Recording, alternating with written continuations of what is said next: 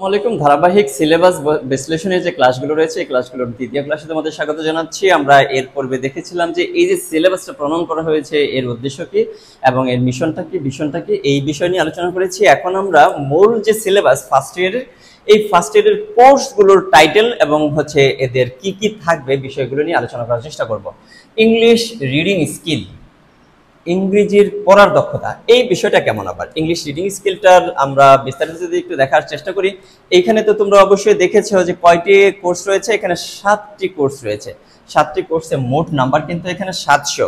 এখন এই 28 ক্রেডিটের হচ্ছে 700 নাম্বার। আর আমরা যদি এখানে একটু দেখি ইংলিশ রিডিং স্কিলের বৈশিষ্ট্যটা কি। রিড মানে হচ্ছে পড়া, স্কিল মানে দক্ষতা, আর ইংলিশ তো আমরা জানি।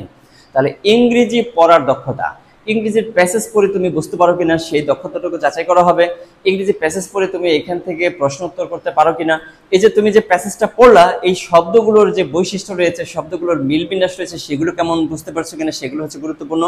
This course aim to build up reading skill in students. এই যে পড়ার যে দক্ষতা স্কিল, এইটা বিল্ড আপ করে হচ্ছে এই কোর্সের হচ্ছে মূল মানে হচ্ছে ভিশন বা এটার এইম বা অবজেক্টিভ উদ্দেশ্য। The learners will develop theoretical aspect of reading for different purpose and context।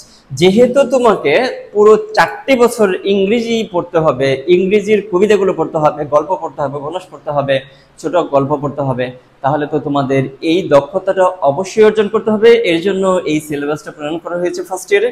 The learner will develop reading skill to communicate in real life situation. বাস্তব জীবনে তুমি যেন প্রয়োগ করতে পারো, এটা শুধু তোমার একাডেমিক প্রয়োজনে নয়।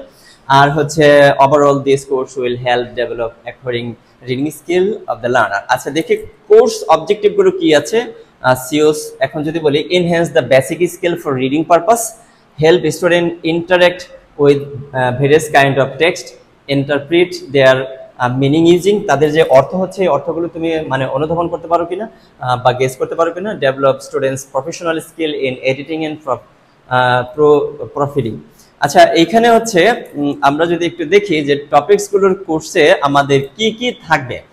Understanding ornamental expression, surveying text, organising, reading for specific information, reading for general composition. আচ্ছা এই যে অংশটা থাকবে, এই অংশের মূল বৈশিষ্ট্যটা কি, কারণটা কি, কি থাকবে? এখানে কিন্তু অ্যাসাইনমেন্টও রাখা আছে এখন, এর আগে কিন্তু অ্যাসাইনমেন্টের সিস্টেমটা ছিল না। আচ্ছা এখন একটা প্যাসেজ থাকবে, এই প্যাসেজ থেকে যে প্রশ্নগুলো করা হবে এই প্রশ্নগুলো তুমি যথাযথভাবে দিতে পারছো কিনা সেটা কিন্তু এখানে যাচাই করা হবে। গেসিং ওয়ার্ড মিনিং, এই বিষয়টা দ্বিতীয়টা যদি তোমরা ধরো, এইখানে কিন্তু শব্দগত দক্ষতার যে বিষয়টা তোমাদের বলেছিলাম, সেই শব্দগত দক্ষতা মানে ওয়ার্ড ফরমেশনটা। যেমন ওয়ার্ড ফরমেশনের কথা যদি তোমাদের বলা হয়, তাহলে আমি যদি তোমাদের একটু বোঝানোর চেষ্টা করি কিরকম ওয়ার্ড ফরমেশনের বিষয়টা।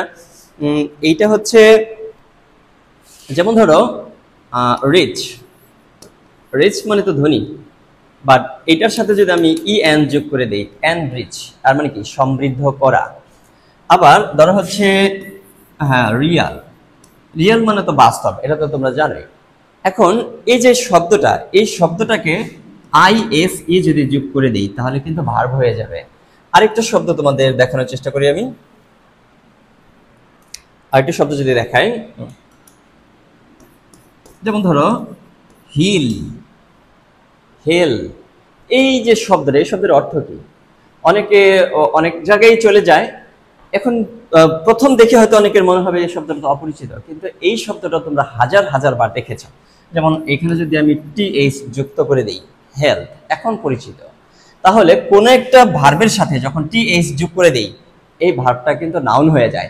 তাহলে আমি যদি এই টিএইচটা বাদ দিই তাহলে আবার ভার্ব হয়ে যাবে। আচ্ছা টিএইচ যদি যোগ করে দিই তাহলে আবার নাউন হয়ে যাবে। তাহলে এই বিষয়গুলো তোমরা আশা করি বুঝতে পেরেছো, এবং এই বিষয়গুলোই মূলত এখানে প্রয়োগ করতে হবে। এই ফার্স্ট ইয়ারের প্রশ্নের ধরনের মধ্যে তোমরা যদি এই প্রশ্নগুলো দেখো তাহলে ওয়ার্ড ফরমেশন কিন্তু অবশ্যই থাকবে। এই ওয়ার্ড ফরমেশনের ক্লাসগুলো আমার অলরেডি রেডি করা আছে, পিডিএফও রেডি করা আছে, ও লংগুলো রয়েছে, এবং বিস্তারিত আমি হচ্ছে তোমাদের ইনশাল্লাহ লাইভ ক্লাসগুলোতে দেখাবো। আচ্ছা এরপরে হচ্ছে ওয়ার্ড স্ট্রাকচার। ওয়ার্ড স্ট্রাকচারটা কেমন হবে? ওয়ার্ডের স্ট্রাকচার আছে আবার। আচ্ছা যেমন ধরো এইখানে যদি বলি ম্যান গুড, এইভাবে কখনো লিখেছো নাকি? Man good, very, very man good, এগুলো তো সবগুলো তো ওয়ার্ড, 3টে ওয়ার্ড আমি লিখলাম।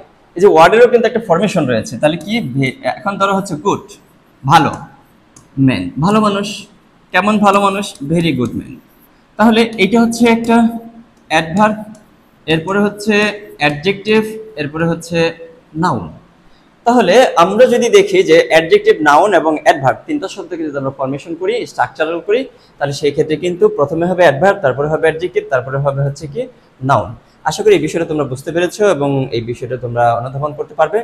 এখন আমরা এর পরে যদি দেখি and formation and most importantly a contextual clause। আচ্ছা দেখি summarising and predicting and interpreting। এই যে একটা মানে সামারি দেওয়া থাকবে, সামারি লিখতে বলবে, তারপরে হচ্ছে এই দুইটা কিন্তু তোমাদের একটা কবিতা থাকবে, কবিতা থেকে লিখতে হবে এই দুইটা অংশ।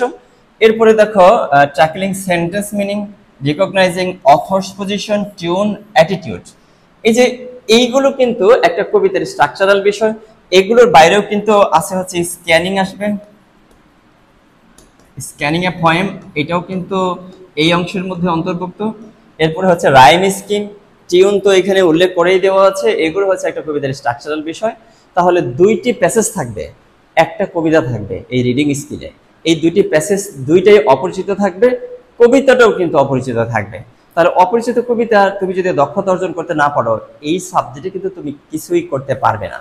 তাহলে আশা করি তোমরা রিডিং স্কিলের যে মানে কোর্সটার ডিজাইন, এটা তোমরা বুঝতে পেরেছো এবং কিভাবে তোমরা প্রস্তুতি নেবে সেটাও কিছুটা অনুধাবন করতে পেরেছো। এইখানে দেখো লিস্ট অফ বুক, যে বইয়ের লিস্টগুলো দেওয়া রয়েছে সবগুলি ইংরেজিতে লেখা এবং বাহিরের দেশের বই। এই বইগুলো সাধারণত পাওয়া কঠিন এবং এর জন্য আমরা যারা হচ্ছে পড়াই, আমাদের ডিপার্টমেন্টের স্টুডেন্টদের, বিশেষ করে আমার ডিপার্টমেন্টের স্টুডেন্টদেরকে আমরা হচ্ছে ফ্রেন্ডস বুকের বইগুলো কিনাই। এগুলো ছাড়াও অন্যান্য বইও তোমরা কিনতে পারো, তবে আমি রিকমেন্ড করবো হচ্ছে ফ্রেন্ডস বুক থেকে কেনার জন্য। তাহলে ধন্যবাদ সবাইকে তোমাদের এই ক্লাসটি অংশগ্রহণ করার জন্য। আর পরবর্তীতে আমি হচ্ছে রাইটিং স্কিলের ক্লাসটি বিশ্লেষণ করার চেষ্টা করবো, কি কি অংশ এখানে থাকবে সেটা দেখানোর চেষ্টা করবো। আশা করি তোমরা সেখানে অংশগ্রহণ করবে। ধন্যবাদ সবাইকে আজকে ক্লাসটি করার জন্য।